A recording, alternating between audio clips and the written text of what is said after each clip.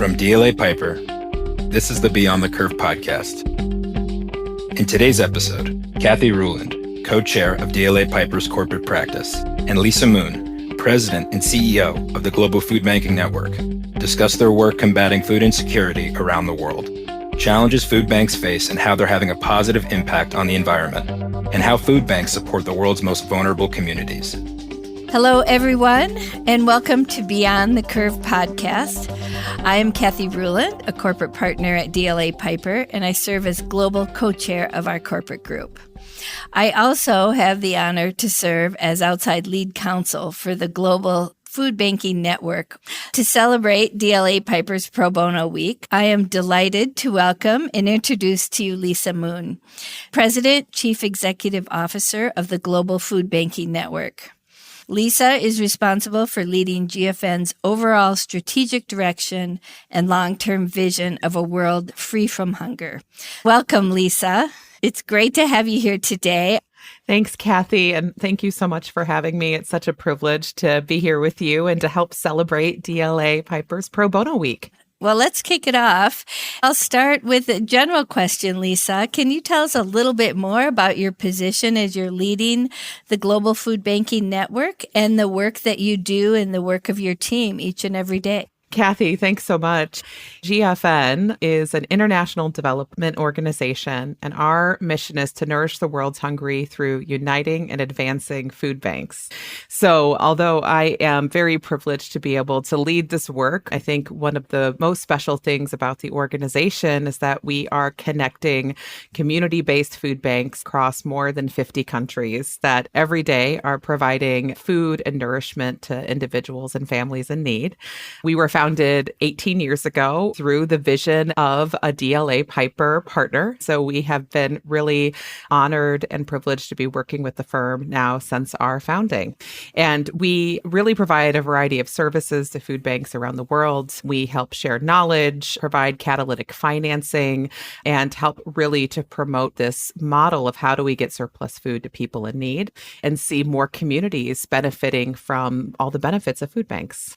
Yeah, it's great. And it's an amazing organization and one that DLA Piper is so proud to be affiliated with and supporting. And I certainly have learned a lot about the food banking. It's very complex. It's just amazing how the food banks around the world are connected and GFN's role in doing that. But I wanted to ask you, Lisa, what can you tell us about food banks in the network that might surprise people to hear or to learn about? I feel like sometimes when you hear the word food bank, if you live in the U.S., most likely you are very familiar with your local food bank because they're so entrenched in communities. But a lot of times you also think about this is really maybe it's a food pantry. And it seems a lot of times like this is more of a micro approach to addressing hunger in a community. But I think what's been so interesting about being part of this movement now for the 9 years that I've been privileged to be at GFN is that when you roll up all of these local efforts, they're having a really tremendous impact on the global stage. What's surprising for me and so many others to learn is that we are really great at producing food, but we're not really great at making sure it gets to people in need. Every year, we are throwing away about a third of all food that is produced. And at the same time, we've got 1 in 3 people worldwide that are facing food insecurity. So hunger is just as much of a logistics problem as it is a production problem. And food banks are bringing those two challenges together. Yeah. It's really heartbreaking to learn and understand the fact that the world grows enough food to feed the world. But because of the logistics, we're not able to get it to the right place at the right time. Recently, we had the opportunity to see each other in Sydney, Australia, as part of the Global Food Banking Summit that took place there in September. I really learned so much from that, Lisa, and it really brought home to me the power of food banks around the world and everything that they were doing, some of the things you've just mentioned. But I would love to hear more from your point of view, Lisa, about the purpose of the Global Summit and really how did you view the summit this year? It was our 15th time having this event since our organization was founded. And it's so interesting. The first time it was held was in 2007. And there were food bankers from 9 countries attending. There was about 25 people in total there. It was so amazing, Kathy, to be with you in Sydney just last month, where we had food banking organizations from more than 50 countries, event of over 300 people. That summit has really become a moment where you can bring together these grassroots community leaders that are really focused on locally what they can be doing to meet the needs of their neighbors. But there they can come together and they can compare experiences with what they're doing in one place and how that works in a very different geography. And what we have found is these convenings are really the magic of the Global Food Banking Network, because when you're able to compare those experiences, you really get new thinking. You can see ideas for how can we replicate things that might be working in one place that could work somewhere else. And I think that there's also a lot of encouragement. This is really hard work day in and day out to be working on hunger issues. And I think to meet others that are doing the same thing and seeing the impact that's happening around the world is a real source of encouragement. Boy, when you say comparing the summit this year to that many years back, the ballroom was full and individuals and experts from all over the world. And it really was magic. I think that's a great word to describe it. I was really interested in a lot of the presentations about the food recovery efforts, how individuals are getting their communities involved in food banking, how they are connecting, as you said, with one another in different countries and sharing those best practices. It was really electric. It was so much energy in the room. I thought to myself, what is the best way to describe this? And I thought, these are really change makers. These are individuals who are really having an impact and making a difference. And I thought, wow, it's really super to be part of. It's so interesting how fast things can change at the grassroots level. And I'm just thinking in particular about one of the conversations I had with one of the founders of Food Bank Vietnam in Sydney, and maybe you met them as well while you were there. I'm not sure if you had a chance to, but they came to a convening that GFN put on in South Korea in November of 2019. And they hadn't even started operations yet. And they had this idea, we're going to start in Ho Chi Minh City. It's a very different food system in Vietnam than what they had seen in other parts of Southeast Asia, but they had a real vision. And they partnered with a great global company that's called CP Group. And now here we are 5 years later, and that organization is the size of many national food banks around the world. When you have these locally committed leaders and you are able to bring on strong partners and have that commitment, you can change the face not just of a community, but of a country in just a matter of years. Yeah. And I think in the world that we live in, where there seems to be so much paralysis happening at the national level, to know that there is real change happening on the ground is just such an encouragement and source of inspiration. Yeah, really. It was inspiring. And wow. I mean, really, the changes that you have seen and that we are able to witness and hear about is amazing. And really, GFN has been at the forefront of all of this. So one other thing I loved in Sydney, not only just meeting everyone there, but was the visit to the Sydney Food Bank. Yes. That such a large food bank, the complex logistics of food coming in from all different growers and farmers and stores, and the state-of-the-art facility and how then they connect food banks throughout the city and the surrounding areas. I mean, this is a big business, right? This is really sophisticated, complex.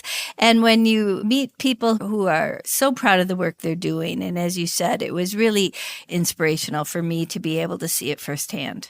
Yeah. Well, I think you're touching on such a good point that there's been so much professionalization of the food banking movement over the past 25 years, because in the food system, you have so many companies and farmers and producers that are really working very hard to produce all of this food. And it's because of that our food can be so affordable in many places. And for food banks to be effective at capturing surplus food and getting it to people in need, they need to be operating with a similar standard as the business partners that they're working with, because our network is really seeking to be a solution for businesses. And instead of discarding or disposing of this nutritious surplus food, please donate it to us and we'll make sure it can get to people that can't access food otherwise. So, Lisa, maybe that's a good segue into our next topic. One project that DLA has been involved in is the Global Food Donation Policy Atlas. Combines research from GFN in your team and the Harvard Law School Center for Food Law and Policy. Our lawyers here at DLA and around the world have been very fortunate to be able to participate and contribute to the Atlas. At its core, the Atlas promotes better laws surrounding food donation and really helps address food loss and food insecurity. Do you want to maybe make a few comments about that, Lisa, and how you've seen this change in legislation play out around the world? Absolutely. Kathy, thank you so much for raising that, because one of the things that we all have to grapple with is how did the food system come to be that we are incredibly productive, but we don't have the right incentives in place to be able to make sure that food is not being lost and wasted. And that was really the genesis of the Global Food Donation Policy Atlas, which started now 5 years ago. And because food banks can do an incredible amount of work in rescuing the surplus food and getting it to people in need. But the reality is that legislation and policies set up that incentive or disincentive structure that makes it sometimes just easier and more profitable and less expensive to throw food away than it is to have it continue on in the supply chain. So GFN teamed up with the Harvard Food Law and Policy Clinic with the help of many DLA partners from around the world to take a look at the legislative frameworks that would either enable or disincentivize food donation. The Atlas looks at a couple of different things. It looks at, does a country have a food loss and waste reduction strategy in place? And if it does, what are the components of that strategy? It also looks at liability protection. There are so many companies doing incredible work, but if they don't have good liability protection in place, they don't have that confidence when they're donating that their brand could be at risk, or they don't have that legal protection in place should something happen once that food is passed on. So that's something that this also looks at. We look at things like date labeling. Date labels are really confusing. Kathy, I don't know about you, but we have a best before date. We have a use by date. We have expiration date. All these things mean different things to different people. And a lot of times products are carrying all three of those labels. So that causes a lot of confusion on, is this food safe to eat? And then we also look at other enablers of donation, like, do companies get a tax write-off if they donate this product? Do they get a tax write-off if they donate funds to organizations like food banks? That was really the framework that was set up. And then we did these national analyses across 25 countries and counting. I think what has been so exciting about this is that we have seen a marked increase in interest around food loss and waste legislation since this project began. When we started this project, there were only 7 countries in the world that had liability protection for food donors to food banks or other types of charitable organizations. And today that number is 18. Wow. And we increasingly see countries that are looking at how do we incentivize product donors and farmers to be passing on their surplus food to charities. And I think the biggest change is that there has been an incredible recognition that we should not be penalizing organizations and companies that want to donate food. There were many places at the start of this project where a food donor, if they wanted to pass on their surplus product to a food bank, they actually had to pay VAT or they had to pay tax on that product. In that case, sometimes that cost was more expensive than paying to discard the food. So I think those are the types of big questions that we, I think, as a world have to be grappling with if we want to see bigger change in our food system long term. Yeah, That's really very interesting. And I think to most people, you wouldn't think that there would be legislative barriers to donating food. And it's only when you start looking at it in the very disciplined way that GFN and Harvard Law School and the lawyers around the world that have worked on this have looked at it to really understand and then lobby and use their community influence as leaders in their communities to be able to make changes to that legislation. In Sydney, I met one of the leading food bankers in Singapore, I think, who had some recent success with legislation. That's right. And young gentleman, extremely smart, knowledgeable, talking about everything that he went through and his team and the connections he had within the community and the legislature and how they were able to affect that new legislation and make it easier for people to donate food. So it was really, again, inspirational, really impressive in the way that people are working together to make these changes. Absolutely. And what we have learned too through this project is that most companies and most food producers, they don't want to see food going to waste. But a lot of times these laws and then the regulations that accompany the laws are so confusing. Mm-hmm. You absolutely need a roadmap to understand, how do I do this in a way that's going to be safe, legal, not expose ourselves unnecessarily to risk. So I think that this policy project also provides that roadmap to companies and producers that want to be engaged locally. Really very impressive, Lisa. And one of the things that I think about on this broad global scale is also the food banks and their impact on climate. So we know that companies are looking at all different ways to change and improve the climate and what they're doing to make sure that they're contributing to climate improvement and really to have a positive impact on the environment. So when I think about food banks, I know that there has been a lot of work on the positive impact on the environment. So can you tell us a little bit about how that fits into this larger global climate change effort? Food loss and waste produces an amazing amount of greenhouse gas emissions. If food loss and waste were a country, it would be the third largest emitter of greenhouse gas emissions in the world. It's responsible for 8 to 10% of all of the CO2e equivalent emissions annually that are going into the atmosphere. And a lot of those emissions are methane, which is one of the most toxic greenhouse gases. Again, it just makes this problem even more tragic that not only are we not using this food to address food insecurity and hunger, it's also having these really damaging environmental impacts. So we had set out a couple of years ago to do what many food banks in our network had already been doing, is saying, hey, let's try to quantify what would the climate mitigation opportunity be if we could recover more of this nutritious surplus food. So over the past year or so, thanks to an amazing partnership with a group called Global Methane Hub based out of Santiago, have been able to develop a very reputable methodology to identify what are the emissions avoided if food is donated to a food bank as opposed to it being discarded. And what we found through that is an assumption that we had known and believed for a long time, is that food banking is having an incredibly net positive impact on the environment. In fact, if we take a look at what the impact was of our network last year, it is the equivalent of taking about 400,000 cars off the road. So I think that this whole idea of how do we approach solutions in this world where we've got a lot of challenges, how do we find a solution that is going to have multiple co-benefits? And that's really where we're seeing the food banking model sitting in the future. Take action, you can reduce harmful climate effects, you can increase food security, and you also waste less food that is being produced already. It's so important as you think about bringing about these solutions is that you can manage what you measure, right?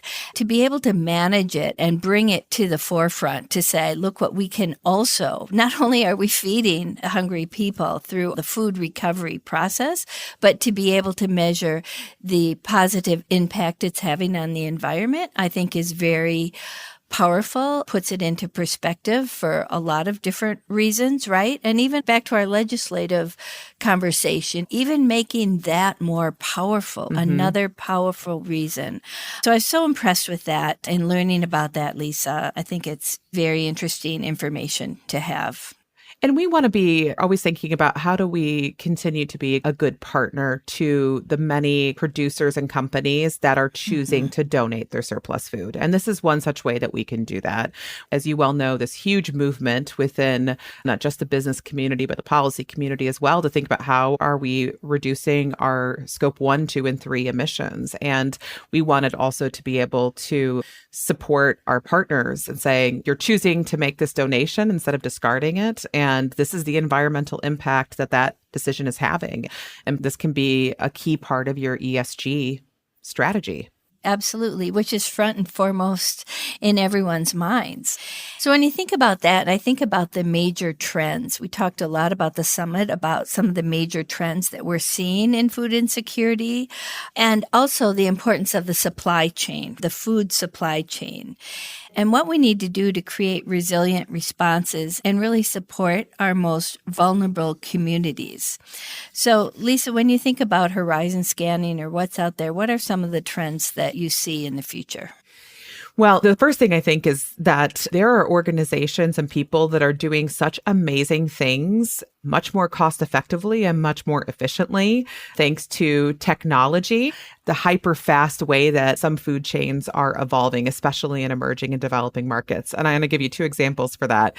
The first thing is that there's this amazing group based out of Ireland called Food Cloud. And they thought, wouldn't it be great if we had an application where food producers could say, hey, I've got this surplus food available. Is there any charity or nonprofit organization close by that could just come pick it up within the next 8 hours or so?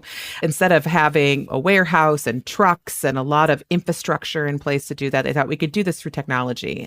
And it worked really well in Ireland. It scaled nationally within just a matter of years. And now that same solution is being rolled out with our partner based out of Nairobi, FoodBanking Kenya, and also our colleagues in Jakarta at Food Cycle Indonesia. And this is a way to scale food recovery much more quickly using the more efficient approach than would be if we would have taken like the traditional way that you would move food. So I think that's really exciting. The other thing we've seen a lot of is using more flexible supply chains and call it the mini food banking model. And again, that gets away from what we would know in the US as the traditional food banking model, where you have the huge warehouse and you have the trucks moving the food and a lot of hard infrastructure, which is just really hard to create in emerging or developing markets where the resource base is just slimmer. So what we have is organizations that are using container approaches. They're partnering with businesses that already have warehousing space, and maybe they're using a portion of it, but they're able to do that through technology. So I think that that's what's really exciting about our network, is seeing that the way they're doing things in South Africa and in Thailand is achieving scale much more quickly than what we had seen previously, and doing so with using less resources, which is really exciting. That is amazing. And the difference technology makes, like when you think about how we used to take taxis and now have ride sharing apps. Right. Yes. How much that's changed the way we commute, right? And we get around. But this app, Food Cloud, that's changing the way that you move food, and so efficient.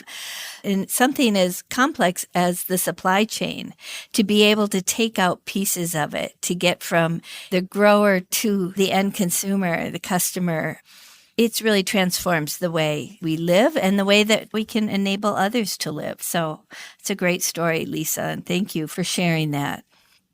No, for sure. And I think that all of us are thinking about, how do we accelerate change? How do you make things happen more quickly, more efficiently? And so much of this innovation is happening in the places where we're going to have the most populous cities in the next 10 years. So it's really exciting to watch. Mm-hmm.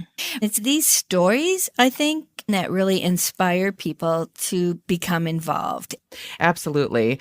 I feel like this is one of those approaches that is powered by people role in a community. Like everyone can find a way to take action. Last year, I think there were something like 300,000 people that volunteered at food banks across the global food banking network. But volunteering in person is not the only way that you can make a difference, right? There are so many ways that you can bring your skill set to the table. Obviously, financial donations and financial investment are absolutely critical. But I think that food banks are a central place to take community action. So I think you're completely right, Kathy, that it's that personal touch that matters. I think you just have to meet the one person that's not just been benefited from the work, but maybe that has also found themselves engaged and contributing, and talk with them about the impact it's had on their life and realize that there is a place for you in the bigger community. Yeah. And one of the things too, I think, Lisa, which is so great about GFN, is the website. So if you go on to your website, there is so much information about how you can become involved, so much information about the Policy Atlas. There's information about the climate issues we were talking about, the effect of food banking and waste recovery on climate change. So for our listeners here today, if you haven't had a chance to check out the website for GFN, you should, because it's a wealth of information. And I think it also shows, Lisa, just how broad the organization is. Thank you, Kathy. And you can go to the website. It's foodbanking.org. Thank you. Kathy, we are so fortunate to work with you, and you haven't mentioned it yet, so I wanted to, but I know that you have just started engaging with us. Obviously, we met earlier this year, and you joined us as our external counsel on September 1st. So I would love to just hear from you. What has surprised you most as you've gotten to know us over the past year or so? Oh, thanks, Lisa. Well, it really is my privilege, and it's so fun to work with GFN. What I was so impressed with is really to be able to see the impact globally of the organization. I was thinking back, and one of the reasons why I feel so fortunate to work with GFN is I started early in my career. I worked at General Mills for 7 years. Oh. And as a lawyer with General Mills. And one of the things that we did was to expand our business, to expand the business globally. I mean, it's already a global business, but I was certainly excited to be part of the work to keep expanding the company globally. And as part of that, I was able to work with Nestle and Pepsi, who were joint venture partners of General Mills. Oh. So what I learned about food and supply chains and the importance of reaching consumers, but also working across the globe, which is very complex and can be very challenging. So it was very interesting for me to see, and as I'm learning more about GFN, all of the similarities to very complex businesses. Some of the things that we've talked about here today, how we can do more, how we can measure things to be able to manage better, how we can influence legislation, how we can build communities and have an impact on communities.